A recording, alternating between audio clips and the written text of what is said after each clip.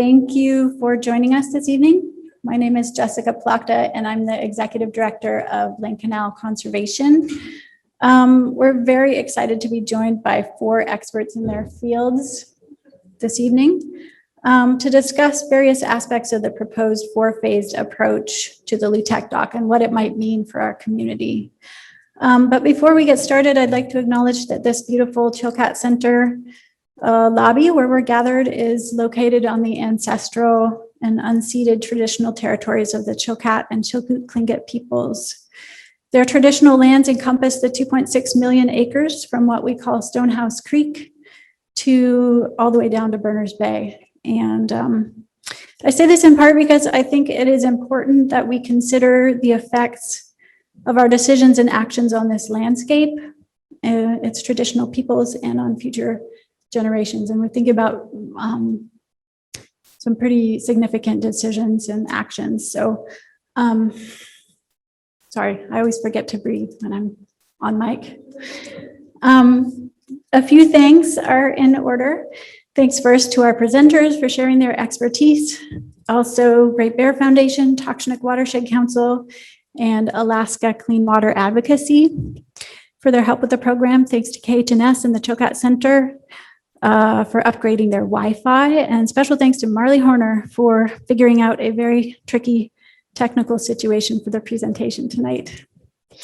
So I'd like to begin by laying out the order of events for the evening. We'll start with presentations by Guy Archibald, Greg Erickson, Louis Rifkind, and then Joe Geldof. Then we'll have a short break, and then we'll have time for questions. So please hold on to your questions until all the presenters have finished. Those of you joining us remotely are welcome to enter your questions in the chat box, and we'll give those to the presenters at the Q&A at the end. So Guy Archibald was kind enough to join us in person from Juneau, and Guy is a super well-rounded guy. He's a former roughneck and industrial mine worker, so he knows the industry from the inside. But he also knows environmental chemistry and microbiology, the invisible life that all other life depends on, as well as how all those things interact. Guy came into his field at a time when agencies and corporations were trying to figure out how to implement new environmental laws, and his lab work helped create the state of the art. And meanwhile, Guy was witnessing the social and environmental impacts these big industrial projects were having on the communities he lived in and served. So Guy has a really deep understanding of what we might be facing as the mining industry focuses their extractive lens on our community and our landscape. And that's why he's here with us tonight. So please join me in welcoming Mr. Guy Archibald. All right, thank you. I'm not real comfortable with the word expert. I like being considered more of a generalist. I've worked in the mining industry. I've worked in the oil and gas industry. I've been fired from more jobs than I can remember. Quick, maybe bio. I was a land surveyor for many years. I worked at a uranium mine in southeastern Utah. So I saw mining from all aspects of it, from the surface, underground, and out in all their exploration claims that stretch from Nevada to Utah to Colorado.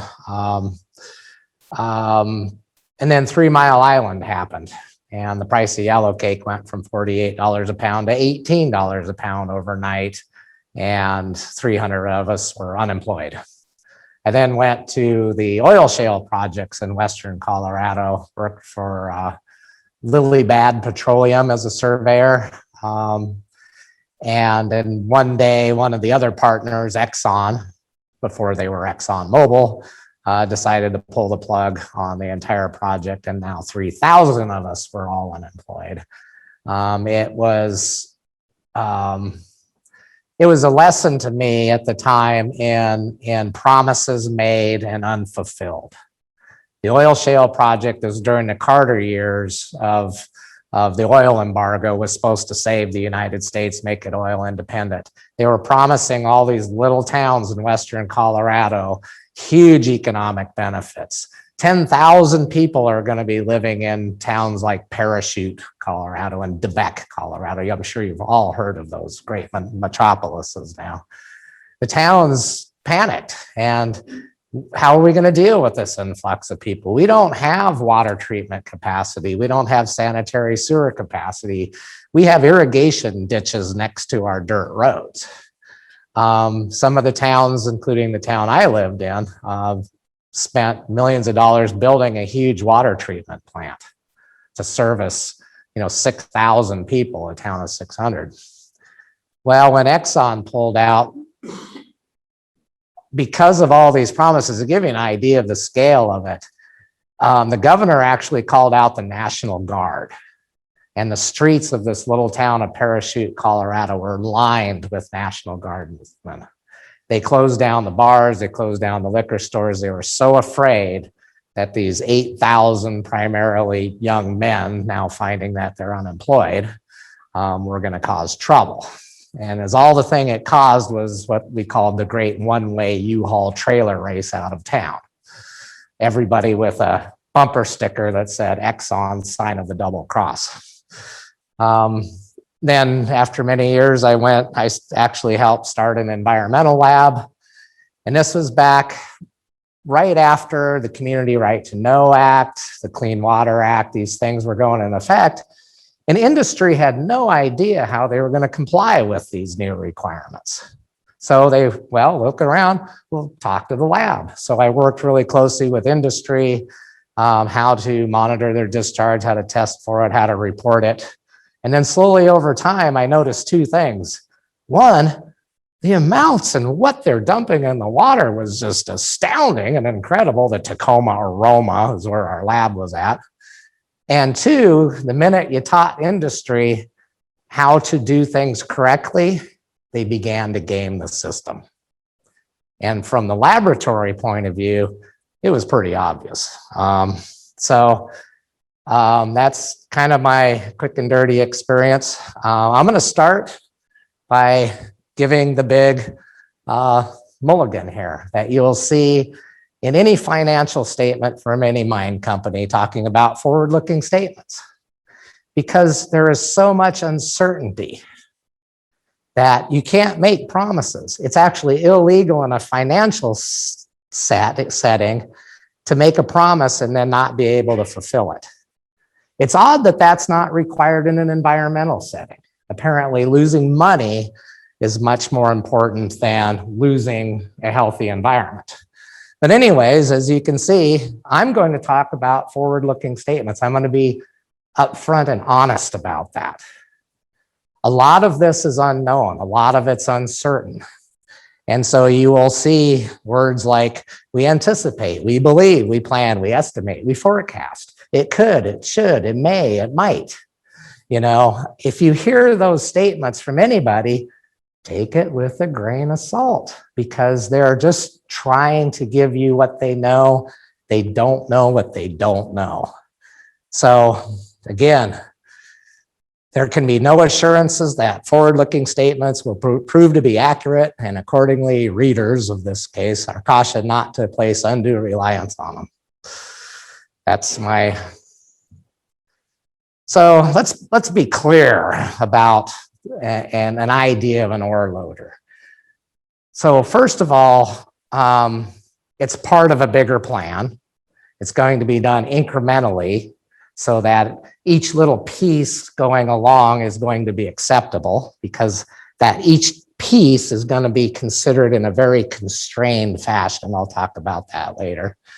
But let's be clear, the Constantine mine is saying that in their next step, their very first bullet point, they need an ore loader. Ada is talking about it. Haynes Assembly is talking about it. And like Maya Angelou said, when people show you who they are, believe them. And the rest of that quote is, believe them the first time they say it. So let's be just clear what this is about. And again, this is right out of Constantine's PEA. This is the very first bullet point in next steps: construction of an ore loader terminal. Otherwise, maybe the project's not economically viable if they have to pay for an ore terminal, which tells you about how fragile those economics are, how uncertain they are. And I'm going to talk about not just the ore loader, but I'm going to talk about what's necessary to make that ore loader successful, and that's the mines.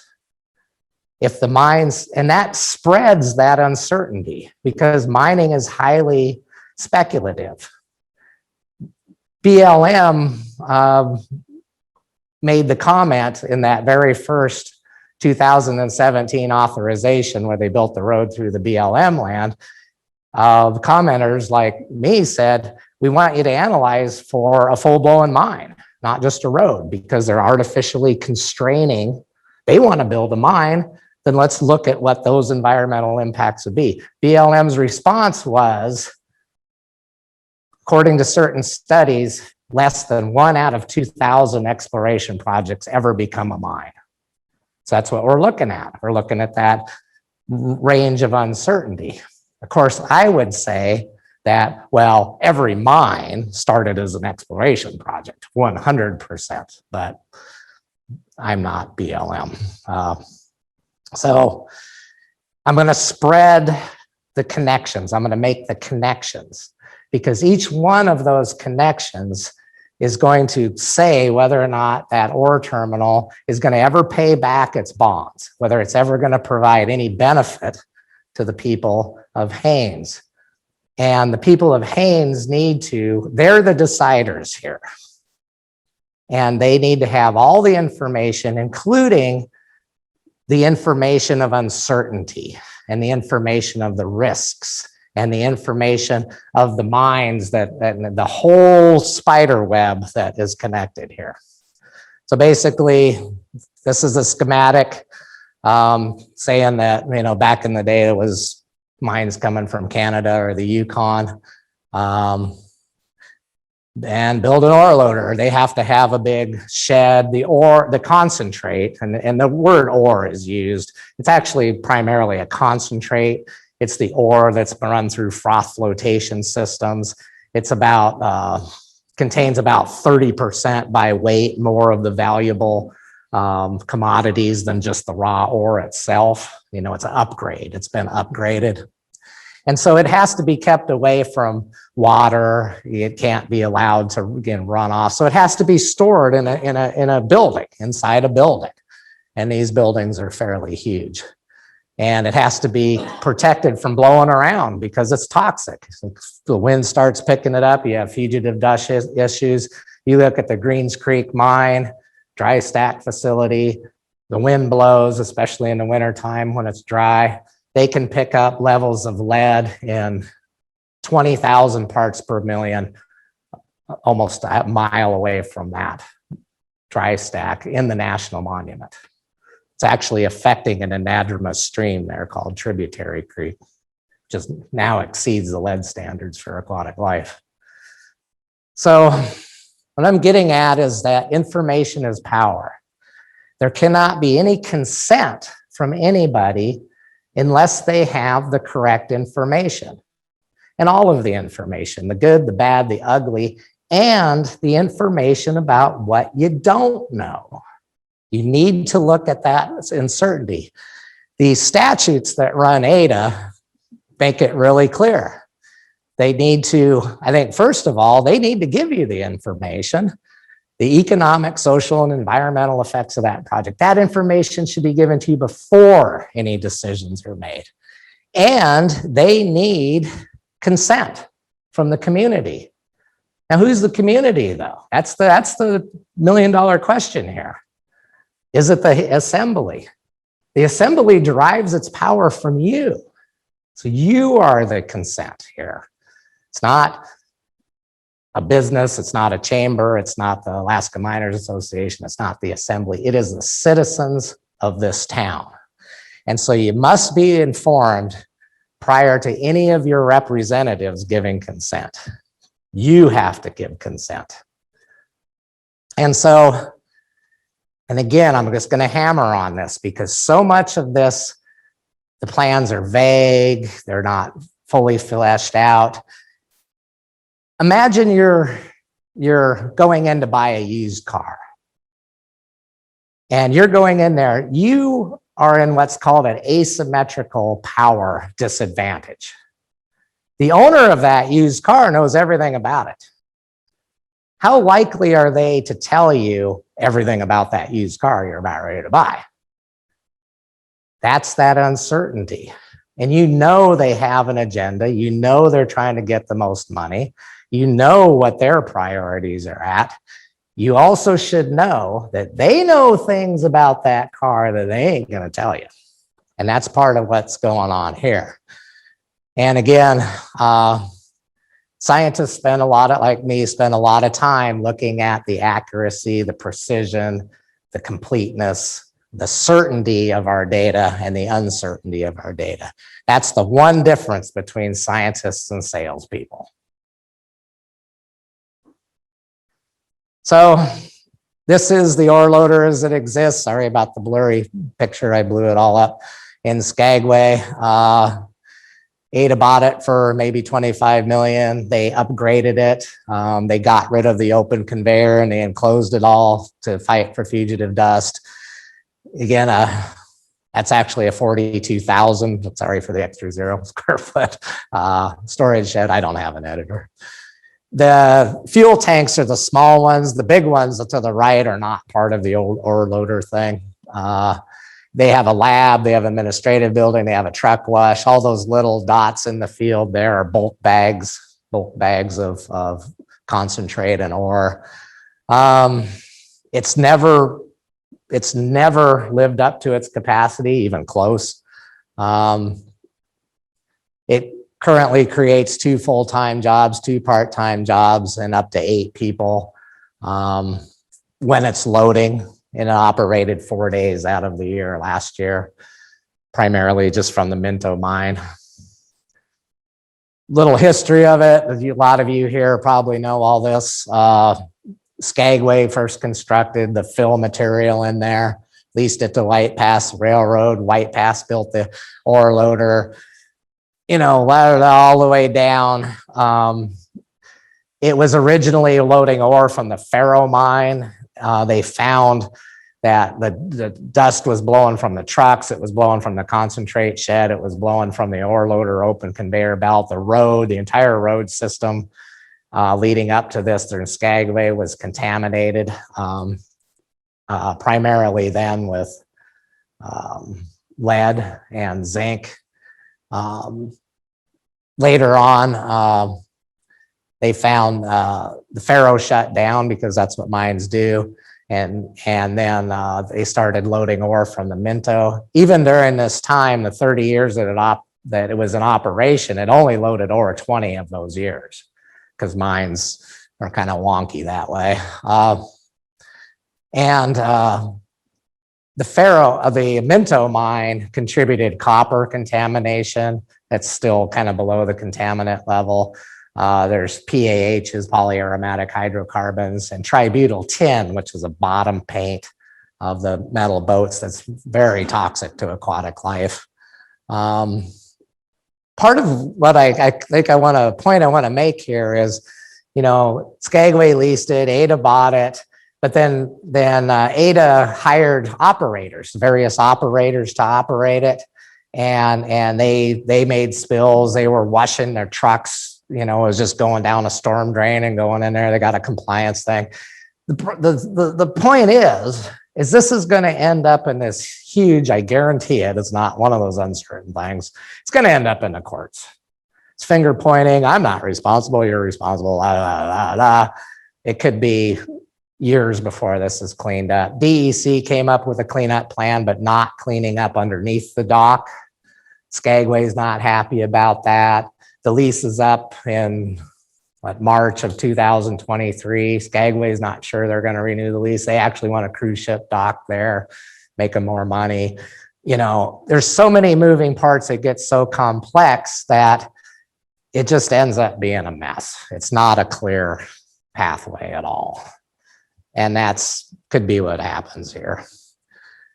One of our other presenters is going to talk about all the mines in the Yukon that possibly could be loading ore if indeed there was an ore loader. I'm just going to talk about the Palmer mine, about 500 tons, US tons a day. And they're talking about 50-ton ore trucks.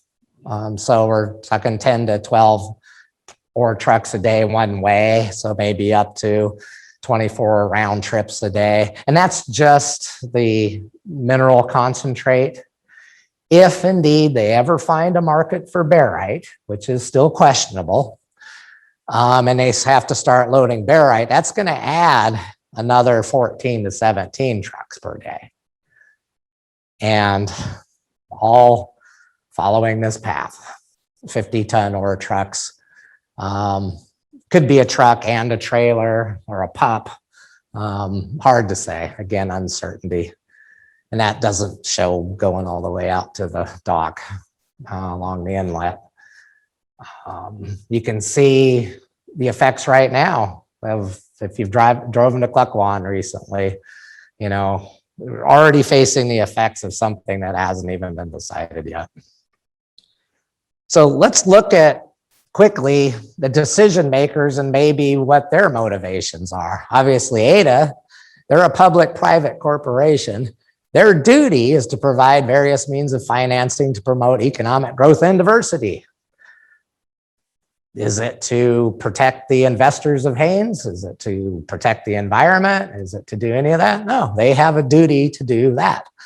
Constantine Resource Metals, they have a fiduciary duty, an actual legal duty to maximize their profits, period, to their corporation and shareholders. We got the Alaska Mental Health Trust, which is also linked in here because they're leasing Constantine a lot of the land. They have the duty to improve the lives of their beneficiaries. So you will get, you know, if you have mental health, drug and alcohol issues, whatnot, you can be a beneficiary of some of the mining up there. Department of Natural Resources, they actually consider Mental Health Trust a separate entity, even though they're housed in the exact same building. They rubber stamp whatever comes on. None of the Alaska Mental Health Trust authorizations are publicly reviewable. There's no comment period. There's no objection period. There's nothing you can do.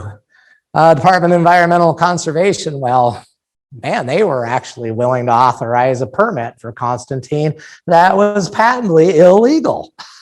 And yet they did it anyway. I could say the same thing about Fish and Game. In that very same permit, they were perfectly okay with Glacier Creek exceeding every aquatic life criteria except for mercury before it triggered some unspecified remediation. In that, it wasn't even said what it would trigger, what kind of remedial action it would trigger. And then an anadromous salmon stream, Fish and Game, oh, it looks fine to me. I don't understand it. Is DOA? You know, what kind of responsibility does DOA have? I have no idea because it's probably in that empty set. City and Borough of Haynes.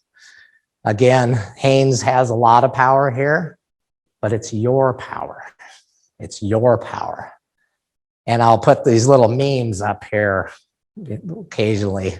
Those who take no risk should never be making decisions. Constantine doesn't even spend their own money. They spend investors' money. They're a limited liability corporation. If anything goes wrong, they're personally not liable. They get to walk away. They should never be allowed to make decisions if they're not taking the risk themselves. So a little bit about risk, you know. Again, corporations generally spend other people's money. Their duty is not to protect the environment or the community. Risk is always deferred from them to you, from the present to the future, and from the future to the far future. And eventually, given enough time, though, the chances of something going wrong go dramatically up. And I've said this before in this community. A corporation or government agency is a construction of government where people are conveniently separated from any consequence of their actions or decisions. If a DNR employee makes a decision and it doesn't work, he's not on the hook for the cleanup. He may lose his job, but, and again, and generally risk is looked at, you identify the risk. The first thing you should try to do is avoid it. Even if that means don't do the project, which never happens. If you can't avoid the risk, then you try to mitigate it. Try to somehow make it better or less. Or more often, you transfer the risk to somebody else. You take out the loan. You pay the money back. I'm not taking that risk. And then eventually, I'm just going to accept the risk. I would say usually the person jumping off the cliff is the person that the risk was transferred to, not the original person. But the cartoon doesn't do that. A little recent lesson in Juneau. Prior to COVID, Juneau just had kind of enough of all the cruise ship tourists. They expected 1.4 million cruise ship tourists. They're overwhelming. They're stomping through people's yards. You go out to the glacier and you can't even park within a mile of it. They're harassing bears. It's just a mess. Even the tourists themselves were not having a good experience. So CBJ thought, how can we limit this a little bit? And so they did a task force. The task force found out CBJ had no control here. Two of the docks, there's 5 docks there. 2 of the docks are owned by private cruise ship companies. They're building a 3rd one now, Norwegian. They don't have any control over that. And then the 3 docks that CBJ owes, they built them on bonds. And the revenue bonds that finance the construction requires a debt service that cannot be placed into jeopardy. The underwriters would never allow them to put a cap on the cruise ship passengers because it's the cruise ship head tax that pays them back. And they wouldn't even allow them to schedule. Part of the problem was they did what was called hot berthing. You had a ship there getting ready to leave. The next ship was sitting there right off, just waiting for that ship to pull out to pull into the dock prior to anything going on. And they wanted to try to have some influence even over the schedule of cruise ships stopping. And they found out that it was legally questionable whether they had that authority. And it may be they just didn't quite have the gumption to assert it if they did. But that's an example of what happens when it's not like you're borrowing money from a bank to buy your house. You borrow money from a bank, you buy your house. Guess what? It's your house still. You can do whatever you want. But in these situations, you borrow money from Ada. Guess what? There's an Ada rep now standing in your house. By the way, you're going to do this, that, and the other thing. And I'm going to hire somebody else to come here and run your house for you. Like they did they do in Skagway. So how are decisions made? And that's what the top there says. There's 3 general ways decisions are made. The top one is you make a decision and then you fit the data to confirm that decision. That's how almost all permits are written. They have a duty to accept the plan of operation.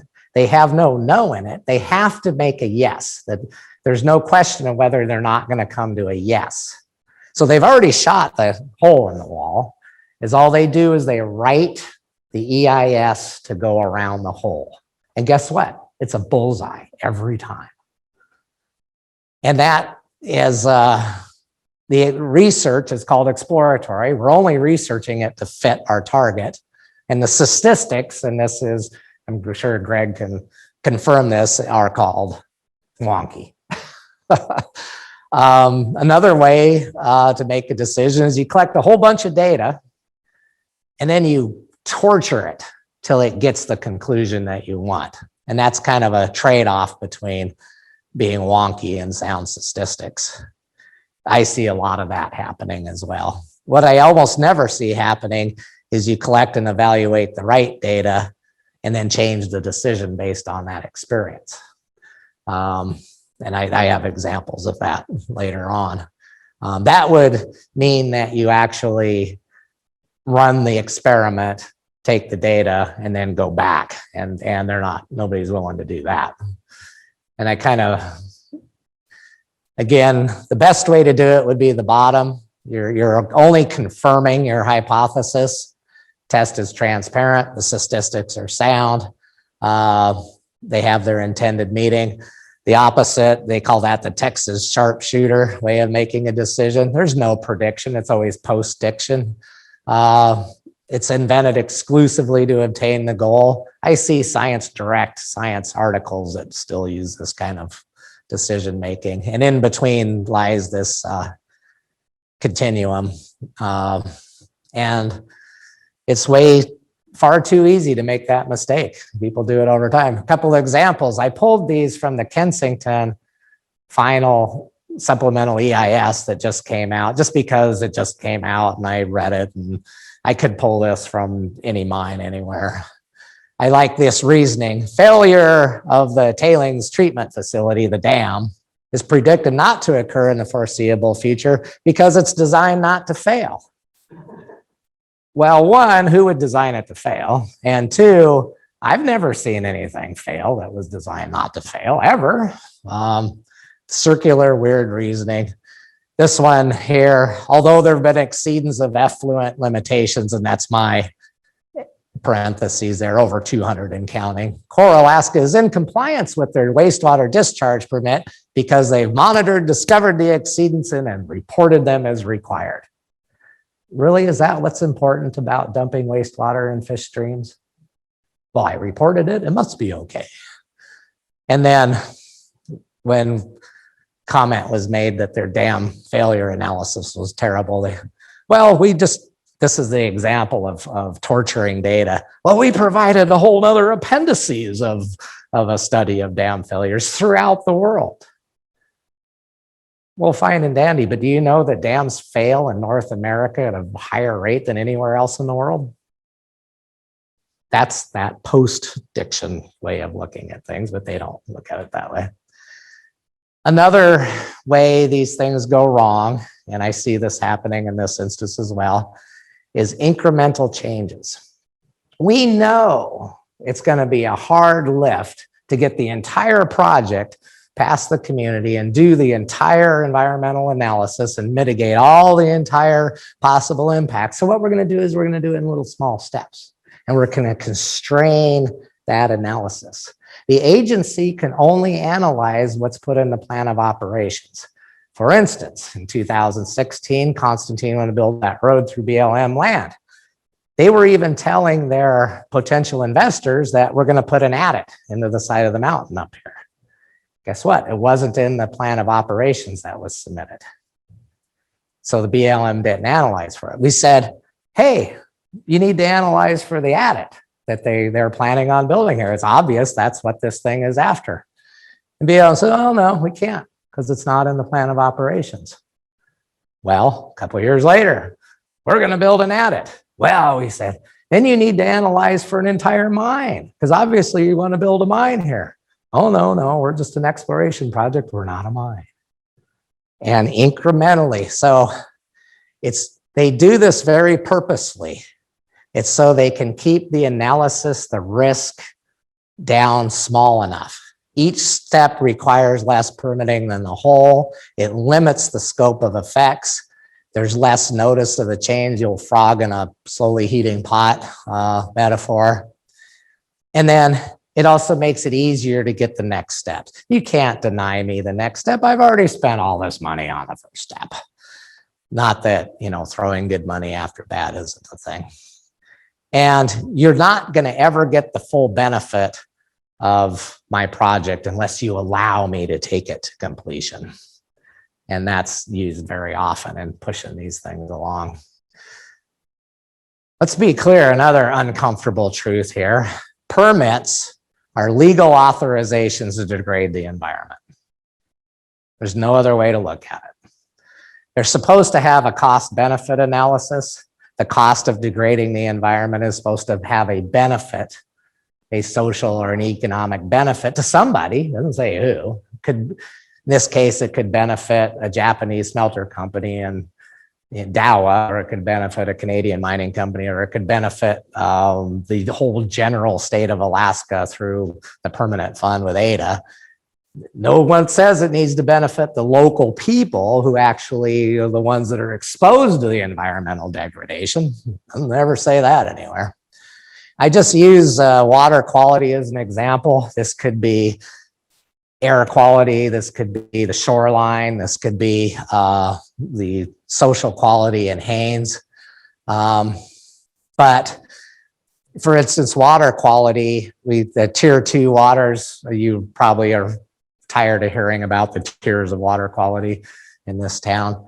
But basically the way the law is now, the entire high quality, the level of water quality above the baseline can be degraded right down to that baseline in a wastewater discharge permit. They've made it almost impossible to do a tier 3 water in this state because, well, a lot of money went behind fighting that. And a lot of disinformation was handed out to this town as well about what the effects of a tier 3 are. And you might remember who was giving out that disinformation because they were certainly pushing an agenda.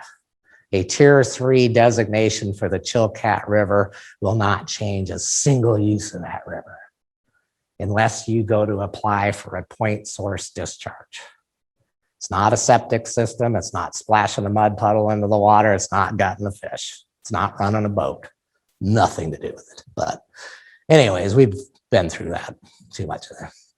Anyways, the process is just a means towards a predictable end. You've already shot the arrow. You've already put the bullet hole in the target. The whole process is just justifying that degradation legally. So, and once you've made that justification, everything's fine, right? Because in the land of planning, there's no difference between everything that you wrote in that EIS and the real world until you get out in the real world. And the real world is a very complex place where almost anything can happen and usually does. Brings us into uncertainty. The whole of a project could never be as certain as its most uncertain part. And the key here is they can look at the cost of cleanup, of closure. They can estimate the equipment that would be used, the manpower would be used, the amount hour, dollars per hour for each man. They can put in the rate of inflation. They can predict this right down, and they do, down to a dollar level. And they do this with the effects of the wastewater, the effects of the fugitive dust, the effects of everything. But there's this thing called climate change. And they have a horrible time predicting the effects of climate change. The range of uncertainty is huge. And in fact, they most often underpredict the rate and effects of climate change. That's a huge level of uncertainty. That has to be the ruler for all of the other predictions. That is the uncertainty you have to deal with because climate change is going to affect everything. It reminds me of, I'm old enough to remember the first rocket flight, first Gemini. And I'm blanking on the astronaut right now, but they asked him if he was afraid sitting on top of that Gemini, the first human to be blasted in the, well, second human because the Russians did it first American to be blasted into space.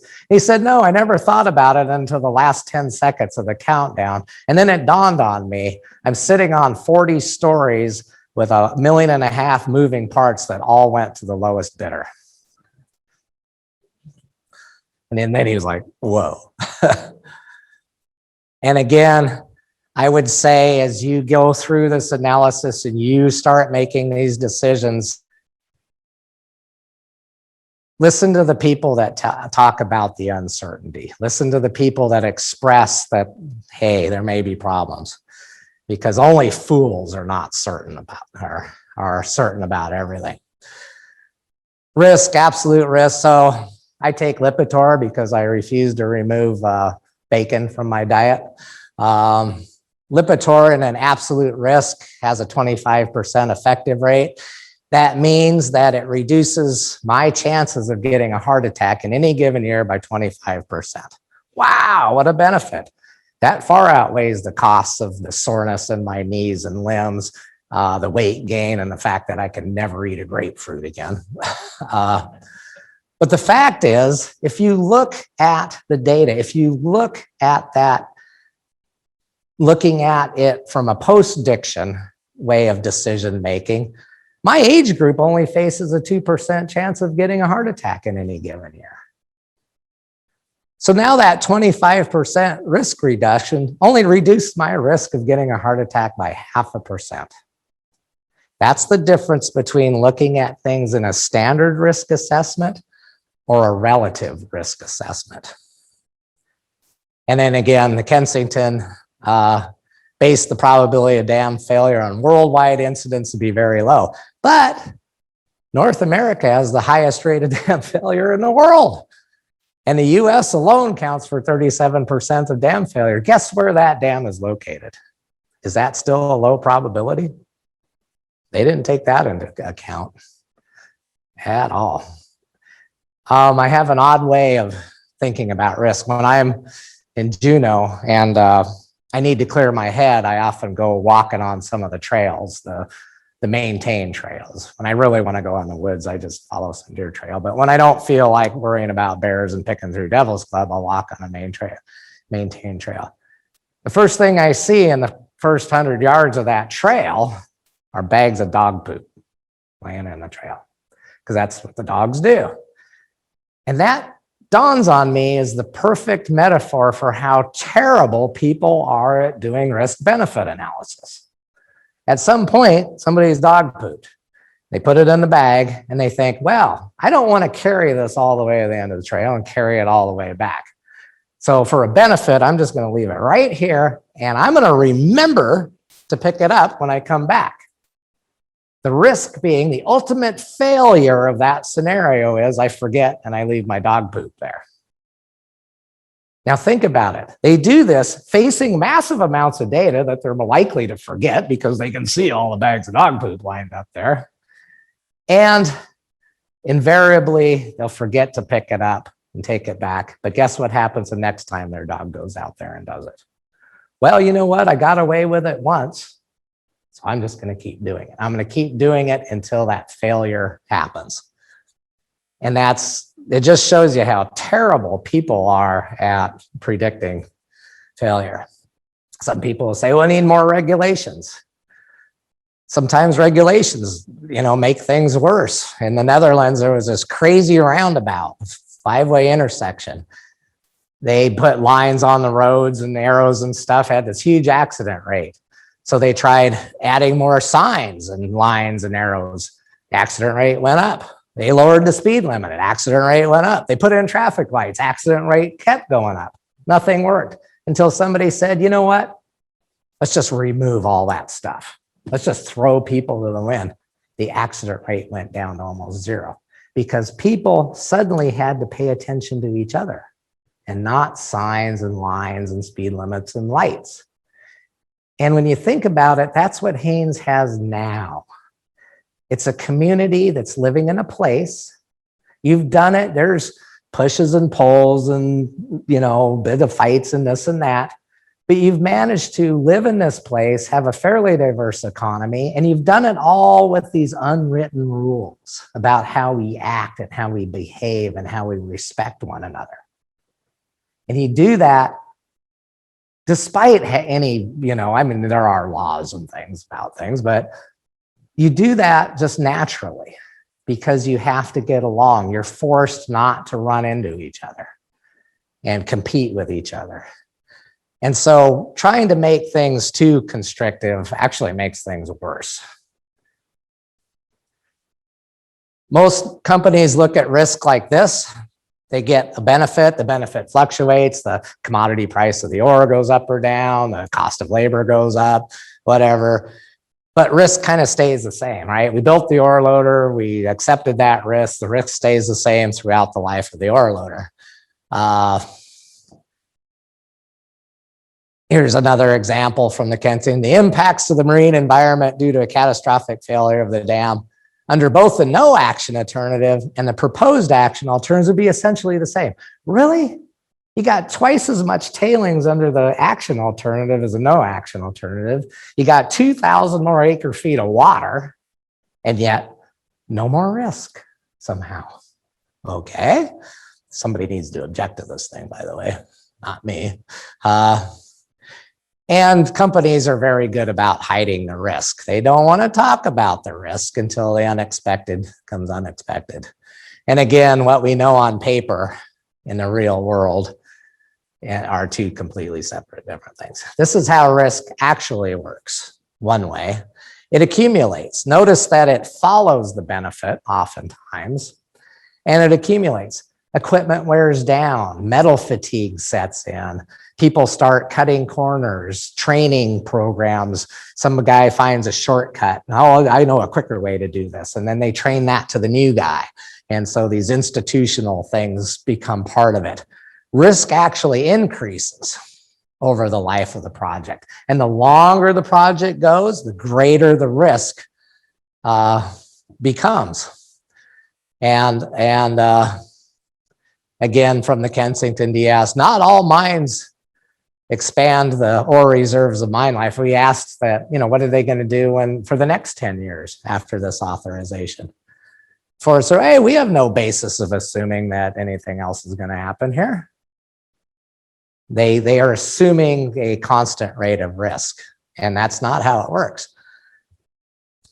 Part of the reason, and again, I'll use a mining thing here, but this applies across the board to a lot of things. The risk does not become apparent. It doesn't rear its ugly head oftentimes until after the analysis is done. This is acid mine drainage versus the analysis. The red is the analysis. Okay, they were just going in the EIS process. We analyzed the heck out of it. We notice, hey, there's a little bit of acid mine drainage. We mitigate it.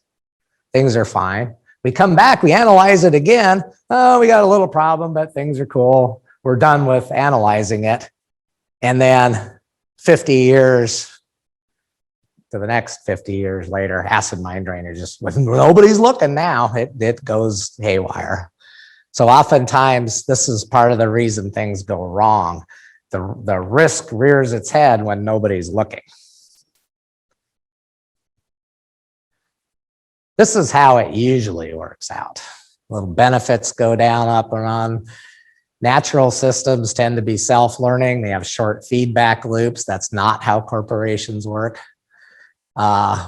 One failure overwhelms that risk-benefit analysis. One mistake of leaving that dog poop bag there just negated any benefit you derive by not having to carry it. And that's kind of a trite, but this applies to dam failures as well. Kensington, it's not reasonable to assume that failure will inevitably occur. As stated in the FESIS, failure is a low probability event, which is not necessarily foreseeable. See the circular reasoning? By the way, foreseeable means the life of the equipment, the life of the project, which is 10 years. That's their constraint on foreseeable. And then eventually, some very unfortunate, highly unexpected event for which we apologize profusely, but we are excused because nobody predicted these things, says everybody eventually. Oops, I didn't see that coming. How often have you heard that? Ore trucks. I took these quotes and this is out of the Ambler Road. I forgot to put the citation in here, but here's their assessment of the risks. So birds. The biggest effect is primarily direct impacts from collisions, but only on a local basis. I'm sure the bird cared about that.